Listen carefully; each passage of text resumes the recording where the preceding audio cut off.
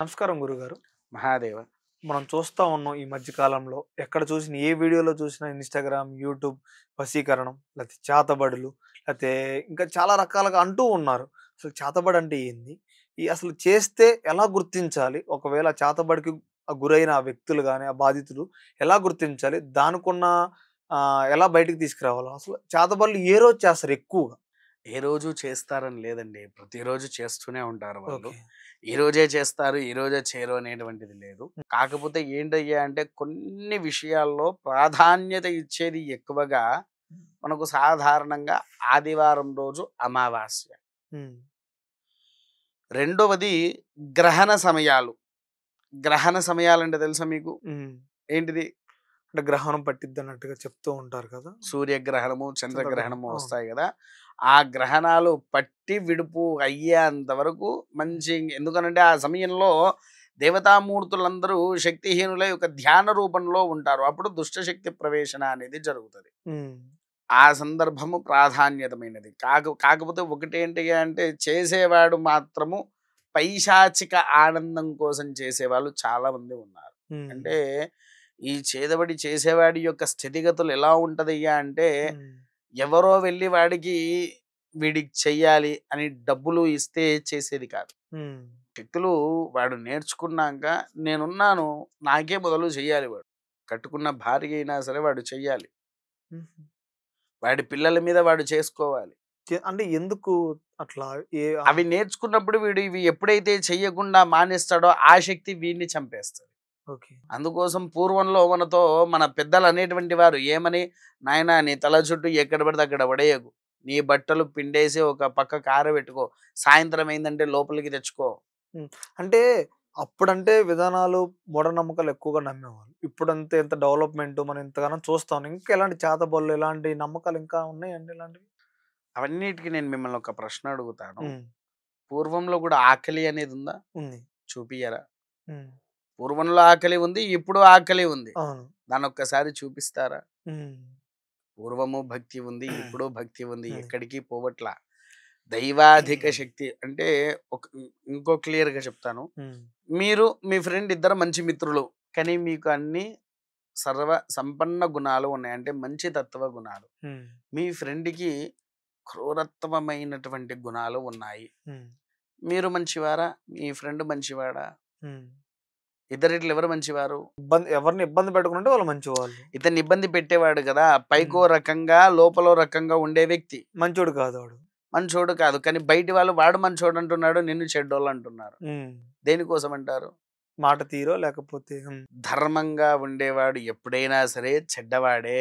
Okay. ధర్మాన్ని కాపాడాలనుకునేవాడు ఎప్పుడైనా చండాలుడే. హ్మ్. అదే అధర్మాన్ని పెంచేవాడు ఇప్పుడు తల మీద పెట్టుకొని పూజలు చేసే ఉంటాడు. అవును. అవునా? అవును. ఇది నిజం. అలా ఈ ధర్మంగా మనకు తెలవకుండా మన దగ్గరనే ఈ చేతబడి చేసేవాళ్ళు ఉంటారు. అధర్మంగా హ్మ్. మనకు తెలవకుండా మన పక్కనే ఉంటారు కానీ మనం గమనించము. హ్మ్. విన్నారా? పూర్వంలో నేను ఒక ఊరెళ్ళాను. హ్మ్. ఊరెళ్తే ఆ ఊర్లో ఒక బ్రాహ్మణుడికి వయసు 79 సంవత్సరాలుంటాయి అతనికి. 79. హ్మ్. 79 సంవత్సరాలు. ఆయనకు చేతబడి జరిగింది. హ్మ్. జరిగేసి పిచ్చి పిచ్చి చేస్తూ ఉంటే వెళ్ళేసేసి అతన్ని చూసి, "అమ్మా! ఫలానా జరిగింది. ఈ విద్యతో ఇది ఇలా చేశారు" అనంటే, "ఎలా గురుగారు" అంటే వాళ్ళకి వెళ్ళేసి అతన్ని సంపూర్ణంగా క్లియర్ చేసి వచ్చా నేను. అంటే బ్రాహ్మిన్స్ మీద కూడా జరుగుతా ఉంటాయా? చేతబడికి బ్రాహ్మణులైతే ఏంది, లేకపోతే మనుషులైతే ఏంది, పశువులైతే ఏంటండి. పశువుల మీద కూడా చేస్తారు. పశువుల మీద కూడా చేస్తారు. మీకు ఇంకో విషయం చెప్పనా? హ్మ్. కొన్ని శక్తులు వాడేటప్పుడు ఆవులు, బర్రెలు ఉంటాయి చూసారా? వాటి సడెన్‌గా మనకు తెలవకుండా ఆవులు, బర్రెలు ఇంట్లో చనిపోతూ ఉంటాయి పెంచుకునేటప్పుడు. అవునవును. ఎందుకోసం మరణిస్తాయో తెలుసా? హ్మ్. వీడు చేదబడి చేసేటప్పుడు మనకు తెలవకుండా మన ఇంట్లోకి ప్రవేశించి వాటి యొక్క కొమ్ముల్లో నుంచి పొడిని గీక్కుంటాడు. హ్మ్. ఆ పొడితో ఒక శక్తి వేసుకొని వాడొక పూజ చేస్తాడు. ఇది పొడి ఎప్పుడైతే గీకిండో గీకినప్పటి నుంచి 41 రోజుల్లోపు ఆవు మరణించడం తప్పదు. తప్పదు. అలా మనకు తెలవకుండా ఆవులన్నీ మరణించి అలా గూడా జరిగేటప్పుడు ఏం జేసేది, భగలాదేవి యొక్క ఆరాధన అందులో పెట్టేది. ఆవుల దగ్గర. హ్మ్. రక్షణ కోసమై ఉంచేది. కొన్ని కొన్ని విద్యలకేంటయ్యా అంటే, మన కంటికి కనిపించే వస్తువులతో గూడా ఆచరించేవారు. వస్తువులతో గూడా. కాకపోతే ముఖ్యంగా వీటిల్లో ఈ బాణామతి అని, చుల్లంగి అని, తర్వాత వికృతాక్షిణి అని, యక్షిణీలు. ఇంకోటి యక్షిణీలు ఎంతమంది అనుకుంటున్నారు?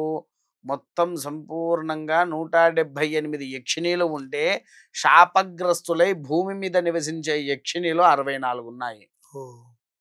మన సినిమాలో చుట్టం యక్షిణీల గురించి వింటాం. ఎలా ఉంటాయని చూస్తా ఉంటాం మనం చూస్తూ బేసిక్‌గా. ఈ యక్షిణీలు మనకు భూమి మీదకి ఎప్పుడు ప్రవేశించాయంటే, హ్మ్. దీనికి 2 సార్లు వచ్చింది. ఒక కారణం అయితే మనం నెక్స్ట్ ఎపిసోడ్‌లో ఇస్తానది హ్మ్. తర్వాత. హ్మ్. రెండో కారణం ఏంటిది అంటే, ఈ పంచపాండవులకు, కౌరవులకు యుద్ధం జరుగుతది గదా! హ్మ్. యుద్ధం జరిగినప్పుడు కౌరవులు యక్షిణీల ఆరాధన చేస్తారు. ఎవరిని సంహరించడానికి? పంచపాండవులను. హ్మ్. ఇప్పుడు పంచపాండవులు ఏం చేశారయ్యా అంటే, యక్షిణీలను తిప్పికొట్టే రాజశ్యామలాదేవి యొక్క ఆరాధన రాజశ్యామల, బగలాముఖి, చిన్నమస్తా, కాళీ యొక్క ఆరాధన ఆచరించి వచ్చినటువంటి యక్షిణీలను తిప్పికొట్టే ఆలోచన చేశారు. హ్మ్. అలా భూమి మీదికి వచ్చినటువంటి యక్షిణీలు తన యొక్క అంటే యక్షిణీలు ఉండేది ఎక్కడ? గాంధర్వ లోకము. హ్మ్. ఈ గాంధర్వ లోకానికి అధిపతి ఎవడయ్యా అంటే కుబేరుడు. హ్మ్. నాకు తెలవకుండా మీరు భూమి మీదకి ఎందుకు వెళ్ళారు అని శపించేసి వాళ్ళని భూమి మీదనే ఉంచారు ఇప్పటికి. హ్మ్. వాళ్ళ శాపగ్రస్తులు పూర్తయ్యేంత వరకు వాళ్ళు భూమి మీద నివసించక తప్పదు. హ్మ్. రైట్. ఇప్పుడు చూసుకున్నట్టయితే చాతబళ్ళు మీరిందాక చాలా రకాలుగా చెప్పారు. ముల్లంగి ఇవన్నీ చెప్తున్నారు కదా! సో, ఇవన్నిటిని అంటే ఒకవేళ ఒక మనిషి మీద జరిగినప్పుడు, ఈ ప్రయత్నం జరిగినప్పుడు, ఎలాంటివి చేసినప్పుడు ఎలా గుర్తిస్తారు? వచ్చిన తర్వాత వీటిని ఏం చేస్తే, ఏ పూజలు చేస్తే వీళ్ళు మంచిగా మారుతారు? పూజలు ఏం చేస్తాయంటే హ్మ్. ఏమండి, వాడికి ఏ దోషమైతే, ఏ చేతబడైతే చేశారో దానికి విరుగుడు మన దగ్గరకొస్తే తెలుస్తది. హ్మ్. ఒకటి. రెండవది, చేసేవారి యొక్క లక్షణాలు ఎలా ఉంటాయి అనంటే, మొదలు చేతబడి అయిన కొత్తలో కళ్ళలో సముద్రాలు, బావులు, మనిషి మరణిస్తున్నట్టు అనేటువంటి యొక్క రూపాలు చూపిస్తాది. హ్మ్. ఎప్పటినుంచి మధ్యస్థాయికొచ్చేంత వరకు అదే చూపిస్తాది. మధ్యస్థాయికొచ్చిన తర్వాత నీ శరీరం నీకే నగ్నంగా కనిపించడం, పక్క వాళ్ళ శరీరం నగ్నంగా కనిపించడం, లేకపోతే నీకు తెలవకుండానే నగ్నంగా ఉండేటువంటి సందర్భాల్లో నీకే వీర్యస్ఖలనం అవ్వడం. అంటే హ్మ్. లోపల శృంగారం చేసే కళలు గూడా వస్తూ ఉంటాయి. హ్మ్. అలా స్ఖలనం అవ్వడం. ఇవన్నీ ఏంటి అనంటే చేతబడి చేసిన వారికి మొట్టమొదటిగా వచ్చేటువంటి లక్షణాలు. హ్మ్. ఈ లక్షణాలు ఒకటి వస్తూ ఉంటది. కొంతమంది అనుకుంటారు, ఒక పురుషుడికి అది కామన్‌గా రావడం కేవలం ఒక పురుషుడికే కాదు, పిల్లలకైనా సరే ఇలాంటి కలలే వస్తాయి. ఎలాంటి వ్యవస్థ? ముసలి వాళ్ళకైనా ఇలాంటి కలలే కాకపోతే ఏంటయ్యా అంటే ఇందులో ఒక విశేషము, ఇవి వచ్చినప్పుడు మీకు తెలిసిన తంత్ర విధులు ఎవరైతే ఉంటారో వాళ్ళ దగ్గరికెళ్ళి మీకు జరిగేటివి చెప్తే, దానికి పరిష్కారం అనేది వాళ్ళు చూసి అప్పుడు ఏదైతే చెయ్యాలో దాన్ని ఆచరింప చేస్తే అన్ని రకాలుగా సెట్ అయిపోతుంది. హ్మ్. లేకపోతే అది సెట్ గూడా అవ్వదు. ఓకే. అసలు మన మీద చేతబడే ప్రయత్నం అనేది, ప్రయోగం అనేది జరగకూడదంటే, మనం ఏ దేవుడిని పూజించాలి? చేతికి ఏమన్నా తాయెత్తులు అలాంటివి ఏమన్నా చేపించుకోవాలా? తాయితులు గీతులు అనేదంటే అది నేను వాడికి చాలా విరుద్ధున్ని అండి. హ్మ్. చేతబడి సంపూర్ణంగా మనకు తాకకుండా ఉండాలి అనంటే అత్యంత శక్తివంతమైనటువంటి మాల అయితే ఒకటుందండి. హ్మ్. కాకపోతే ఇప్పుడు దాన్నేంటంటే రాక్ స్టోన్స్ కింద తయారు చేసి అమ్మేస్తున్నారు. హుహు. రాక్ స్టోన్స్ కింద అంటే రా స్టోన్ ఇవి మనకు ఏంటి ఇది ఉంది కదా! అగ్నిపర్వతాలు. హ్మ్.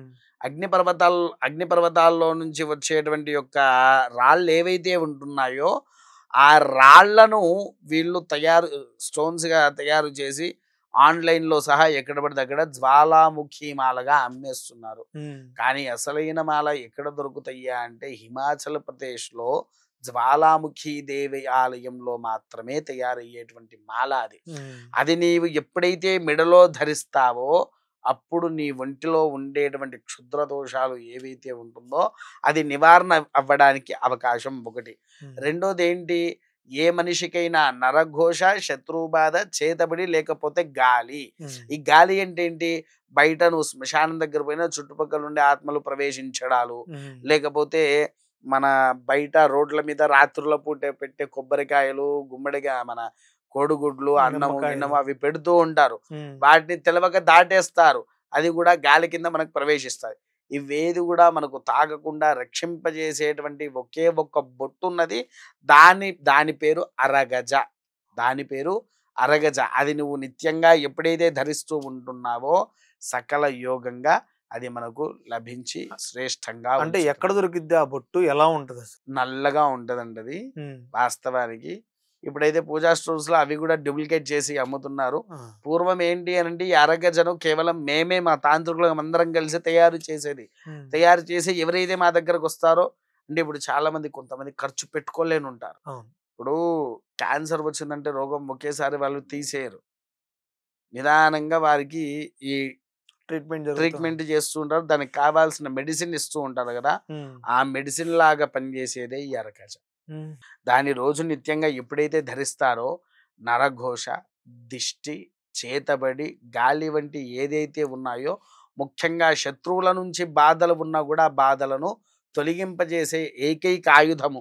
మీకు తెలిసి అన్ని అస్త్రాల్లో అస్త్రాలంటే ఐడియా ఉన్నాయి గదా! హ్మ్. అస్త్రాల్లో దీన్ని మించిన అస్త్రం లేదయ్యా అంటారు. ఏమస్త్రం? బ్రహ్మాస్త్రము అవును. అంటారు. కానీ బ్రహ్మాస్త్రానికి మించినటువంటి అస్త్రం ఏదయ్యా అంటే, ఆ శివుడి చేతిలో ఉండేటువంటి త్రిశూలాయుధం ఏదైతే ఉంటుందో, అట్టి త్రిశూలాయుధాన్ని రూపంలో తయారు చేసిందే ఈ ఎరకజ. అందుకోసం ఈ ఎరకజ బొట్టు పెట్టుకుంటే, హ్మ్. ఆ క్షుద్ర దోషాల్లో నుంచి బయటపడొచ్చు. అంటే ఇప్పుడు అరగజ అనేది ఇందులో మీరు గూడా ఒక మాట చెప్పారు. ఎక్కడ పడితే అక్కడ నకిలీ దొరుకుతుంది. కరెక్ట్ కాదనేది. మరి మీ దగ్గర అనేది దొరుకుతదా? ఒకవేళ సంపాదించినప్పుడు? నా దగ్గర దొరుకుతాదండి. కాపోతే అది చాలా కాస్ట్‌లీది మా దగ్గర దొరికేది. హ్మ్. ఎవరికైనా కావాలంటే మనం ఇవ్వచ్చు. ఇవ్వచ్చు. మాకొక ఇస్తే మేము కూడా దాన్ని వాడి రిజల్ట్ ఏందో మీరే తర్వాత మీ ప్రేక్షకులకు చెప్పొచ్చు. ఖచ్చితంగా. అప్పుడు మనం వాడిన తర్వాతనే ప్రేక్షకులు మంచా, చెడా అని చెప్పగలుగుతాం. అవును. డైరెక్ట్‌గా చెప్తే నమ్మరు. అవును. ప్రేక్షకులు గూడా ఎందుకంటే, ఇప్పుడు మనం బేసిక్‌గా చాలా మంది వస్తూ ఉంటారు. అది తీసుకోండి, ఇది తీసుకోండి అంటూ జనాల్ని మభ్యపెట్టి జరుగుతా ఉన్నాయి ఈ విషయాలు. అవును. ఎందుకంటే, చాలా మనిషి అన్న తర్వాత బాధలనేది చాలా రకాలుగా వస్తా ఉంటాయి. సో, ఈ బాధ తగ్గిద్దేమో తీసుకుంటే అన్నట్టుగా విధంగా చాలా మంది వెళ్తూ ఉన్నారు. సో, ఖచ్చితంగా మీలాంటి వాళ్ళు కొన్ని అలాంటి వాళ్ళకి అందిస్తా ఉంటే అందరూ బాగుండాలని కోరుకుంటున్నాం. Thank you. మహాదేవ.